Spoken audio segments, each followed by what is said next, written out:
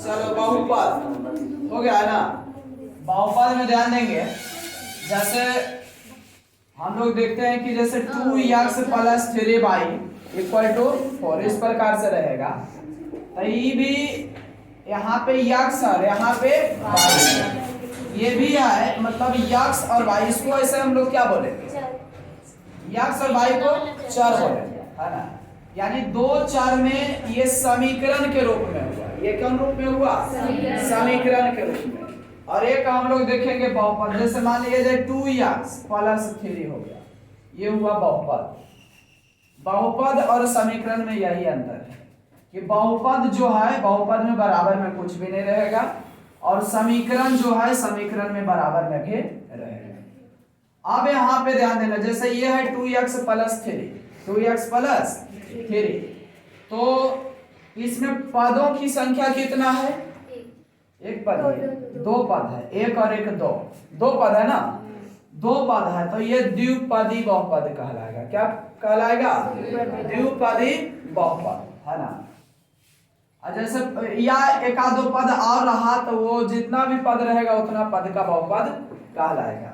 और इसके बाद ध्यान देंगे, इसमें जो है यक्स पे पावर कुछ है, कुछ भी नहीं है, तो पावर यहाँ पे एक माना जाएगा। क्या पावर माना जाएगा, एक। जब पावर एक होता है तो उसको हम लोग कौन बहुपद बोलेंगे, एक पदी बहुपद, सच्चे एक घातीय बहुपद। और एक घातीय बहुपद का दूसरा नाम है रैखिक बहुपद। क्या है, रैखिक बहुपद। अगर पावर 2 है तो द्विघातीय बहुपद, पावर 3 रहेगा तो त्रिघातीय। जितना पावर रहेगा उतना घात का बहुपद कहलाएगा, है ना, जितना भी पावर रहेगा। तो इसमें हम लोग देखेंगे कि ये जो फर्स्ट चैप्टर है ये तो है बहुपद, यहां तक तो सही है ना। अब पद में क्या आएगा, जैसे ध्यान देना, मान लीजिए 2x स्क्वायर प्लस 3x, है ना, प्लस 2 इस प्रकार से रहा, तो ये भी बहुपद है। कितना घात का बहुपद है, द्विघातीय बहुपद। बोला जाएगा कि यहाँ दो घात है x पर, यहाँ घात क्या है, 1 है, लेकिन हाईएस्ट पावर वाला देखा जाता है। यहाँ पे जो 2 है वो 2 को ही देखा जाएगा, ठीक ना। तो हम लोग सबसे पहले चैप्टर में ही करेंगे प्रश्नावली 2.1 में। इसमें ऐसा कुछ नहीं है, आगे अल्फा बीटा जो भी है आगे बता, इस प्रकार से है ना। ये है x और उधर क्या लिखा है, ऐसे रहेगा, ये वाला x और ये वाला x, और ये वाला क्या लिखेगा, y, और ये वाला माइनस, ठीक है ना। अब इसमें से दिया हुआ मूल बिंदु को क्या लिखा है, 0। इस प्रकार से दिया गया, इसका भी नाम गाम है कुछ भी, ठीक है। और ऊपर हम लोग का क्वेश्चन क्या दिया गया है, प्रत्येक स्थिति में px के शून्यकों की संख्या ज्ञात कीजिए। तो शून्यकों की संख्या हम लोग कैसे निकालेंगे, क्या, अगर जो लाइन खाली रहा है तरफ रेखा तो रैखिक बहुपद, रैखिक बहुपद। इसमें शून्यकों की संख्या कितना है, क्या, शून्यक एक पदी द्विपदी थोड़ी बोल रहा है, ये बोल रहा है शून्यकों की संख्या। तो घाते से ना पता चलेगा कितना, हाँ, तो घात और पद में अंतर नहीं है, एक घातीय कितना दे रहा है, 0, कोई शून्यक नहीं ना। याद करो हम बताए थे ना कि जो भी ग्राफ खींचा जाएगा वो x अक्ष में जितना बार टच करेगा वही उसका शून्यक कहलाएगा, उतना शून्यक इसका। ये जो ग्राफ गया है x अक्ष में एक बार भी टच किया है, इसका शून्यक कोई नहीं है, 0 है।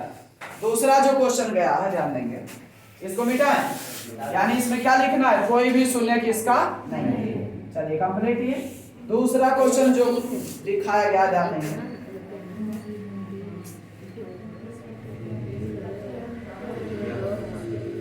इस प्रकार से है ना। अब इसमें से ध्यान देना, इसका कितना शून्यक है, एक, क्योंकि एक बार x अक्ष में टच किया है। एक शून्य लिख देना डायरेक्ट, इसका एक शून्य होगा, कोई दिक्कत नहीं ना। क्या अगला क्वेश्चन क्या है? 3 बार टच किया है। इस प्रकार से है ना। कितना बार टच किया? 1 2 3 बार टच किया था। इसमें शून्यकों की संख्या 3। अब हो जाएगा सब। एक्सरसाइज 2.2, इसमें से सबसे पहले ध्यान देंगे कि जैसे 2x² + 3x + 5 है। 5 आवाज नहीं, 2x² + 3x + 5 है ना। कितना घात का ये बहुपद है? 2 घात का। तो 2 घात का बहुपद है तो इसका 2 शून्यक होगा। कितना शून्यक होगा? 2 शून्यक। शून्यकों की संख्या 2। अगर मान लिया जाए यहाँ पे 2 है, ये जगह खाली हम कर दिए 5। कितना घात का बहुपद अब हो गया? 5 घात का बहुपद, इसमें शून्यकों की संख्या 5 हो जाए। जितना घात का बहुपद रहेगा शून्यकों की संख्या उतना ही होगा। तो ये 2 घात का बहुपद है, तो इसमें जनरली अर्थ में हम लोग लिखते हैं शून्यक अल्फा और बीटा। शून्यक को हम केवल सूचित करते हैं, आप लिख कुछ भी सकते हैं, लेकिन 2 घात का बहुपद है तो शून्यक में हम क्या लिखेंगे? अल्फा और बीटा, ठीक है ना। अगर 3 घात का बहुपद है तो इसमें गुआर जुड़ जाएगा अल्फा बीटा और गामा। गामा कैसे होगा? इस प्रकार से, ऐसे ना, ऐसे, ठीक है। तो समझो नहीं आई है काम? अल्फा बीटा और गामा। तो अगर 2 घात का बहुपद है ना, 2 घात का बहुपद है तो क्या होगा? अल्फा और बीटा। तो इसमें अल्फा और बीटा क्या कहलाया? शून्य। क्या कहलाया? शून्य। ठीक ठाक है ना। इसमें फॉर्मूला भी होता है, पता है ना? अल्फा प्लस बीटा बराबर क्या होता है? अल्फा प्लस बीटा बराबर क्या होगा? -b/a। एकदम बीच में डालो इसको, ठीक ठाक जाएगा। सही है। इसको क्या बोलेंगे? शून्यकों का योग। और अल्फा इंटू बीटा, इसको क्या कहेंगे? शून्यकों का गुणनफल, है ना। तो अल्फा बीटा तो ये तो शून्यक है ये, तो अल्फा इंटू बीटा बराबर क्या होगा? c/a। कोई दिक्कत नहीं ना। अल्फा प्लस बीटा बराबर -b/a, अल्फा इंटू बीटा बराबर c/a। ये क्या चीज के लिए है? शून्यकों के योग और गुणनफल। ये है द्विघात बहुपद, ठीक ना। और यहाँ पे a का वैल्यू क्या? 2, b का वैल्यू 3 और c बराबर 5। बस ठीक ठाक है ना। चलो, और अगर रहा त्रिघातीय बहुपद, जैसे 2x³ + 3x² + 5x + 2, इस प्रकार से रहा, है ना। ये त्रिघातीय बहुपद है, तो इसमें होगा 3 शून्य। किसका होगा? कौन कौन? अल्फा बीटा और गामा। अल्फा बीटा और गामा। तो यहाँ भी फॉर्मूला होता है अल्फा शून्यकों का योग, यानी alpha plus beta plus gamma बराबर क्या होगा? -b/a। और शून्यकों का गुणनफल, यानी alpha into beta into gamma बराबर -c/a। क्या?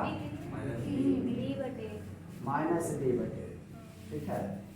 और अगला दो करके क्या है? दो करके, मतलब शून्यकों को 2 करके, मतलब 2 को गुना करके उसका योग। तो पहले क्या? Alpha into beta plus beta into gamma plus alpha into gamma बराबर क्या होता है? c/a। यही फॉर्मूला पर चलो देखो। शून्य की ज्ञात कीजिए। क्या है? x² - 2x - 8, है ना।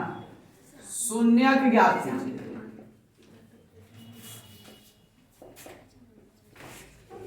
शून्य ज्ञात करें और क्या बोल रहा है, शून्यकों और गुणांकों के बीच संबंध की सत्यता की जांच करें। तो पहले सबसे पहले हम लोग शून्य की ज्ञात करेंगे। तो इसका शून्य कैसे ज्ञात करेंगे, गुणनखंड करके ना, गुणनखंड आराम है लेकिन अल्फा बेटा करो ना, अल्फा बेटा करो, ज्यादा नंबर पर ठीक ठाक मिल जाएगा। ऐसे लिखना, ए बराबर 1, बी बराबर -2 और सी बराबर और डी बराबर b² - 4ac।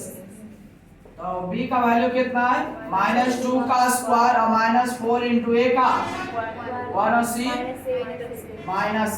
ठीक है, ये वाला 2 का स्क्वायर 2 दूना और माइनस माइनस प्लस 8 चौके 32 और 4 36 आ गया। डी बराबर कितना 36। ठीक है ना। अब हम लोग को क्या निकालना है, पहले अल्फा बराबर क्या होता है, -b plus root D divide by 2 है ना, फॉर्मूला पता है ना। तो -b, तो -b का वैल्यू क्या है, -2 प्लस रूट डी का वैल्यू क्या है 36 डिवाइड बाई 2 इंटू ए का कितना 1।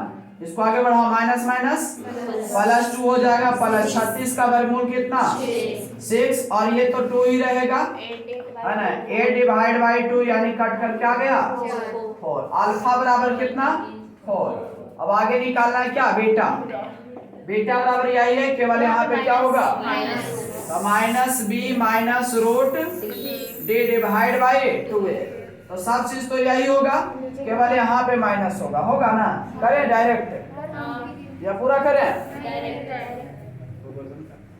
-b का वैल्यू क्या है -2 माइनस रूट डी का वैल्यू क्या है क्या 36 और divide by 2 into 1 minus minus plus 2 minus root से तो हट जाएगा।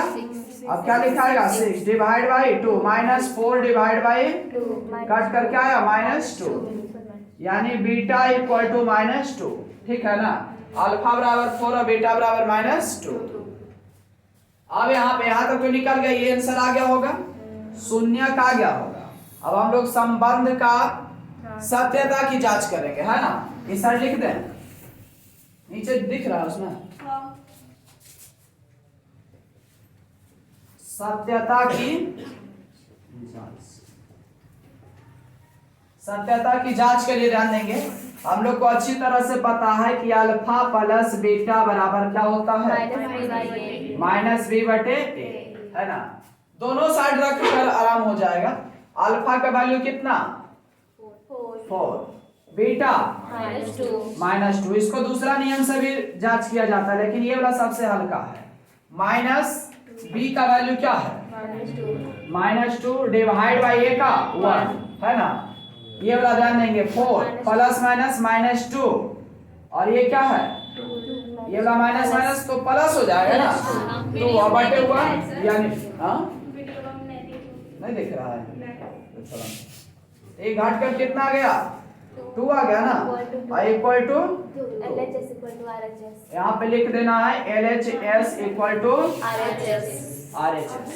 ऐसे ही गुणांक वाला भी हो जाएगा, अल्फा इंटू बीटा बराबर c/a। तो अल्फा का वैल्यू कितना आया था 4 और इंटू बीटा -2, है ना, इक्वल टू c का वैल्यू क्या है -8 और डिवाइड बाई 1। 4 दूना 8 -8 डिवाइड इक्वल टू लिख दो LHS इक्वल टू RHS, है ना। कोई दिक्कत नहीं ना।